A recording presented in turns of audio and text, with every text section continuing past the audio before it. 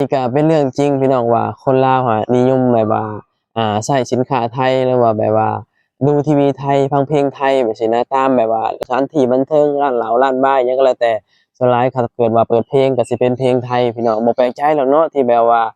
คนลาวเองแบบว่าให้ความมั่นใจเกี่ยวกับแบบว่าประเทศไทยหรือว่าแบบใช้สินค้าไทยแบบนี้เนาะอันนี้เราก็ต้องยอมรับว่าสินค้าไทยเป็นสินค้าที่ดีพี่น้องอันนี้คือบ่ได้อวยเนาะอันนี้เว้าความเป็นจริงแบบเชื่อบ่ว่า99%น่ะสินค้าอยู่ที่ประเทศลาวสินค้ามาจากไทยทั้งนั้นพี่น้องสบายดีพ่อแม่พี่น้องสวัสดีพ่อแม่พี่น้องทางฝั่งไทยนะครับผมวันนี้เฮาก็สิมาอ่านคอมเมนต์หนึ่งเนาะที่มีพี่คนไทยเพิ่นไปเที่ยวประเทศลาวแหละพี่น้องอาจจะบ่บ่เคยไปเที่ยวเนาะอาจจะบ่ชินตานะแต่สำหรับพี่น้องคนไทยที่เคยไปเที่ยวบ่อยๆเรื่อยๆไปสิอาจจะชินตาแล้วว่าสินค้าอยู่ที่ประเทศลาวตามซุปเปอร์มาร์เก็ตตามแบบร้านค้าอิหยังก็แล้วแต่อยู่ที่ประเทศลาวเนาะตามห้างตามหยัง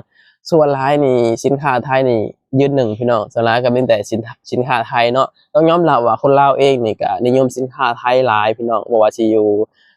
มุมใดเจอใดของประเทศลาวก็สิมีแต่สินค้าไทยเนาะสังเกตบ่ว่าเวลาไอ้คลิปเฮาไปถ่ายอยู่ตามชนบทใกล้ๆแบบสิก็สินค้าไทยนี่ก็ยังมีพี่น้องเป็นข้าวต้มขนมเป็นแบบปลาแดกแป้งนัวแบบสิส่วนหลายก็มีแต่สินค้าไทยสินค้าลาวมีบ่มีก็ส่วนน้อยพี่น้องแต่ส่วนหลายก็มีแต่สินค้าไทยนำเข้ามาจากประเทศไทยเนาะ เหตุผลนี่แหละเหตุให้ครองชีพอยู่บ้านเฮามันค่อนข้างที่จะสูงขึ้นเพราะว่าส่วนหลายเฮามีแต่นำเข้าสินค้าแบบนี้นะแล้วก็แม่ค้าบางคนเนาะอันนี้ย้ำก่อนว่าบางคนพี่น้องบางคนก็ขายของเกินราคาเนาะแบบว่ากำไรแบบถกเขิงบางคนนะอันนี้ก็เป็นบางคนดอกเฮาก็บ่ได้เว้ารวมเนาะ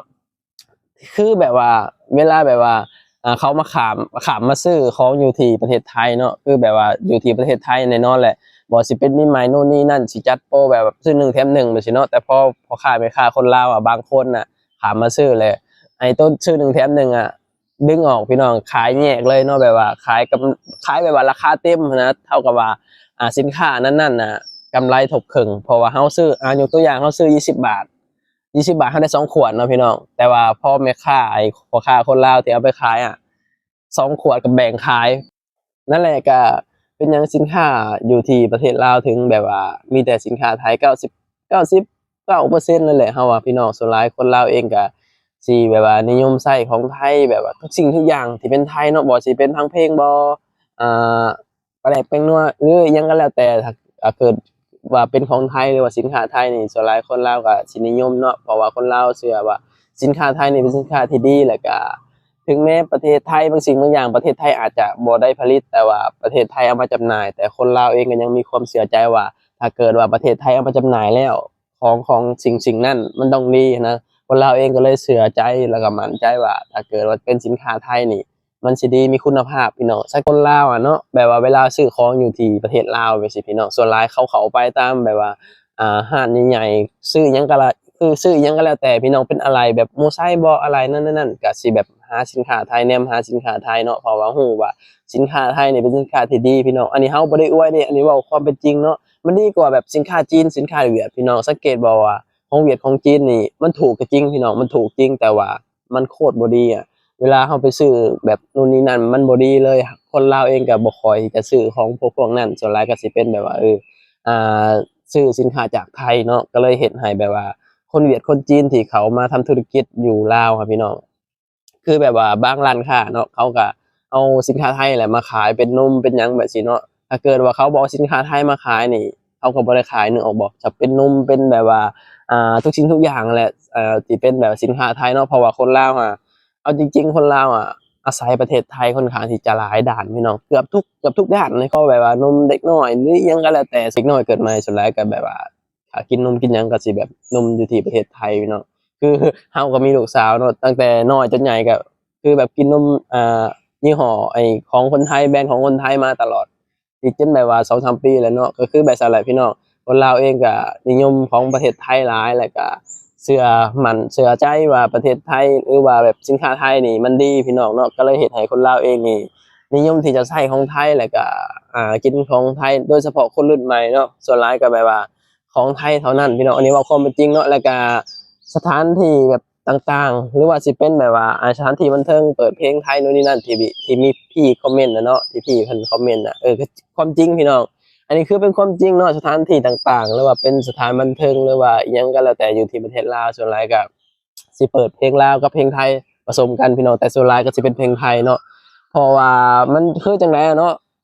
เขาตามหับตามว่าส่วนหลายก็สิเป็นคนลาวเขานึกออกบ่พี่น้องถ้าเราเปิดเพลงประเทศอื่นน่ะฟังบ่รู้เรื่องพี่น้องส่วนหลายอะถ้าเปิดเป็นเพลงอันเพลงเวียดเพลงจีนน่ะบ่มีไผเข้าดอกพี่น้องตามแบบผับตามแบบว่าร้านเหล้าร้านหยังบ่มีไผเข้าดอกเพราะว่า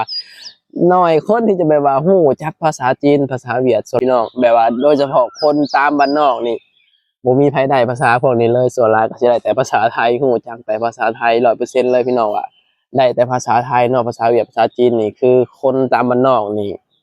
คือบ่มีไผได้ดอกพี่น้องบ่มีไผเรียนพร้อมแล้วก็บ่มีไผเว้าเป็นบ่ฮู้ภาษาพร้อมส่วนหลายคนที่ได้ภาษาเวียดภาษาจีนก็สิเป็นคนในเมืองสักส่วนหลายเนาะแต่ว่าก็ยังน้อยพี่น้องน้อยเนาะแต่ภาษาไทยนี่เราบ่ต้องเรียนหยังพี่น้องคือแบบว่า พังหูเรื่องอะเนาะเด็กน้อยเกิดขึ้นมานี่แบบพังหูเรื่องถึงแม้มันอาจจะบ่ทุกคำแต่ว่า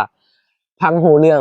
หลายสิ่งหลายอย่างพี่น้องเกี่ยวกับภาษาไทยในความคิดเฮาอะเฮายังมีความโชคดีเนาะที่แบบคนลาวที่มีประเทศไทยแบบว่าเป็นแทบเกือบทุกอย่างพี่น้องเนาะคือแบบว่าเป็นบ่อนอาศัยเป็นบ่อนที่แบบคือสำหรับเฮาอะเนาะไผสิมองจังไดก็แล้วแต่สำหรับเฮาอะเฮาคิดว่าประเทศไทยอะเป็นทุกอย่างเนาะในปัจจุบันนี่คือการพี่น้องการที่เฮาแบบ มีทุกมื้อนี้เฮาก็พอประเทศไทยเนาะเฮามาหาเงินอยู่ที่ประเทศไทยมาอาศัยประเทศไทยเป็นบ่อนทำมาหากินเนาะมันบ่แปลกใจเป็นหยังว่าคนลาวหลายๆคนที่รักประเทศไทยแล้วก็มีความรู้สึกดีๆกับไอ้คนไทยเนาะบ่แปลกใจพี่น้องเพราะแบบนี้แหละประเทศไทยนี่คือมันจังไดเนาะมันแบบใกล้เคียงที่สุดกับประเทศลาวเฮาแบบซี้นะบ่ว่าสิเป็นภาษาวัฒนธรรมอิหยังแบบซี้นะนิสัยใจคอแบบซี้มันสำหรับเฮาว่ามันโอเคทุกสิ่งทุกอย่างเนาะแต่สำหรับคนอื่นอาจจะบ่ฮู้พี่น้องแต่สำหรับเฮามีแต่ความรู้สึกดีๆเท่านั้น ที่มีกับประเทศไทยหรือว่าคนไทยเป็นสิเนาะแต่คนอื่นเขาบ่ฮู้พี่น้องเพราะว่าในปัจจุบันนี่คนลาวก็หลายๆคนที่มีสิทธิ์มีชีวิตที่ดีขึ้นก็เพราะประเทศไทยแหละพี่น้องบ่ว่าสิเป็นหยังก็แล้วแต่บ่อนหาเงินบ่แบบอาหารการกินนู่นนี่นั่นมันก็มีส่วนไปเบิดพี่น้องอาหารการกินคือกันเนาะอันใดที่แบบว่า